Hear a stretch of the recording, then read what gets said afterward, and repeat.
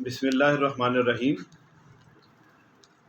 سامعین گرامی قدر، عام طور پر ایک سوال کیا جاتا ہے کہ شہنشاہ بغداد شیخ عبد القادر جیلانی رضی اللہ تعالیٰ عنہ کو غوث العظم کیوں کہتے ہیں؟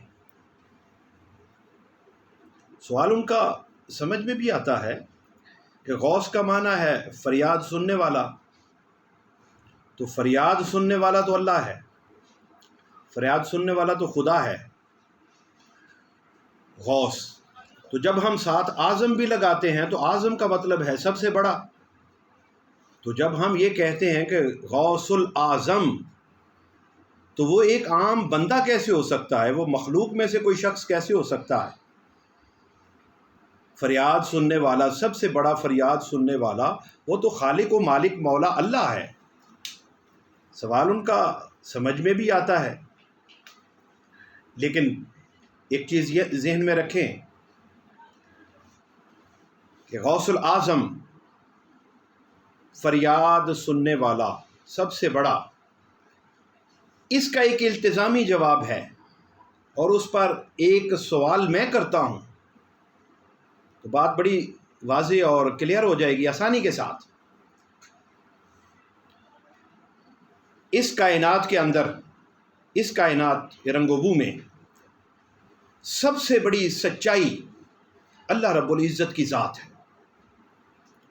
اور سب سے بڑا صدیق اللہ رب العزت ہے۔ اس کائنات میں اس سے بڑا تو کوئی سچ بولنے والا نہیں، اس سے بڑا تو کوئی سچا نہیں ہے۔ ازل سے ابد تک جو بھی سچا ہے، ان سب سے بڑا سچا خدا ہے۔ اللہ رب العزت سب سے بڑا ہے، اور سب سے بڑا سچا بھی وہی ہے۔ اگر سب سے بڑا سچا وہی ہے تو سوال یہ ہے، حضور نبی اکرم صلی اللہ علیہ وآلہ وسلم کی مخلوق میں بعد از انبیاء سب سے بڑی ہستی، جن کا نام ابو بکر صدیق رضی اللہ تعالیٰ عنہ ہے، اور انہی کو صدیق اکبر بھی کہتے ہیں۔ اکبر کا بھی معنی وہی ہے اور اعظم کا بھی معنی وہی ہے، دونوں تفضیل کے صیغے ہیں۔ صدیق اکبر، اگر سب سے بڑا صدیق اکبر خدا ہے، سب سے بڑا صدیق اکبر، سب سے بڑا سچا خدا ہے، تو پھر صدیق اکبر کو کیوں کہا گیا؟ ایک اور سوال ہے۔ حق اور باطل میں فرق کرنے والی ذات خدا کی ہے، وہی فاروق ہے، اس سے بڑا فاروق کوئی نہیں اس کائنات میں۔ وہ وحدہ لا شریک بھی ہے، شان الوہیت کا، شان صمدیت کا، شان ربوبیت کا مالک وہ اکیلا اور یکتا ہے۔ حق اور باطل میں اس سے زیادہ فرق کون کر سکتا ہے؟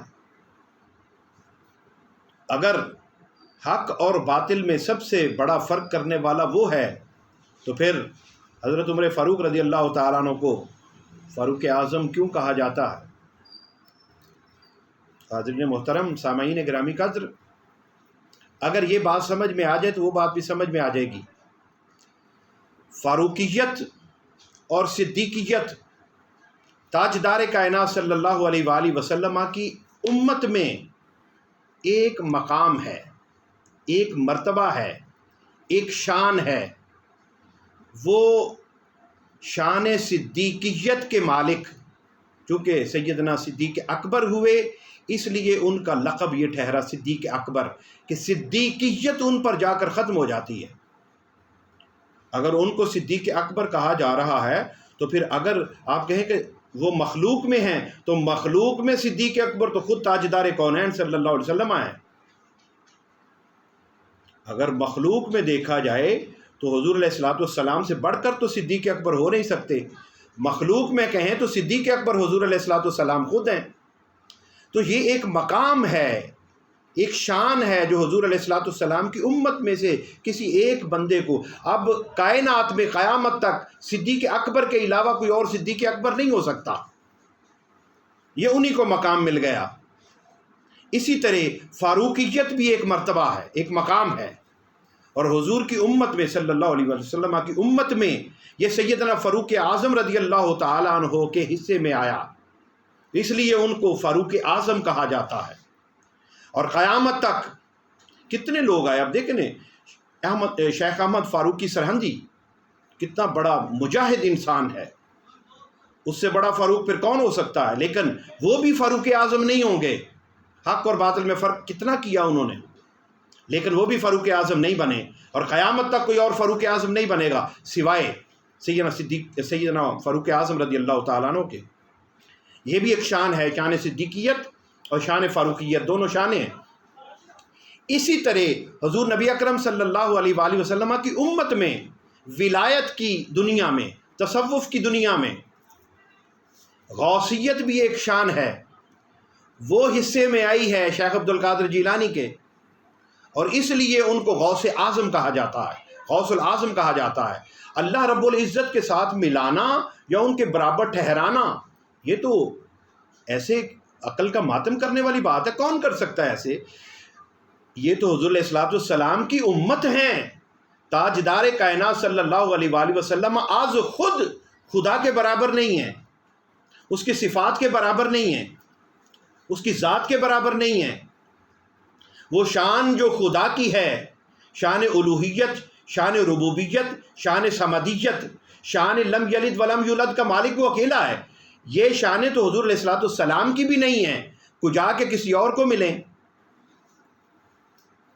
تو غوثیت بھی ایک مقام ہے جو شیخ عبد القادر جیلانی رضی اللہ تعالیٰ عنہ کے حصے میں آیا، اس لیے ان کو غوث العظم یا غوث اعظم کہا جاتا ہے۔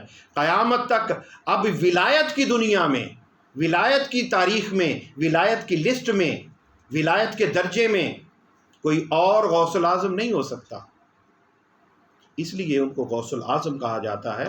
جب تاجدار کائنات صلی اللہ علیہ وآلہ وسلم اور دیگر انبیاء کرام علیہ السلام اللہ رب العزت کے برابر نہیں، کیونکہ یہ تو سارے مخلوق ہیں، اور مخلوق میں اللہ رب العزت مقام عطا کرتا ہے، کسی کو کوئی عطا کرتا ہے، کسی کو کوئی عطا کرتا ہے بوسیلہ مصطفیٰ صلی اللہ علیہ وآلہ وسلم۔ اللہ تعالی ہمیں سمجھنے کی توفیق عطا فرمائے۔ والسلام علیکم ورحمۃ اللہ وبرکاتہ۔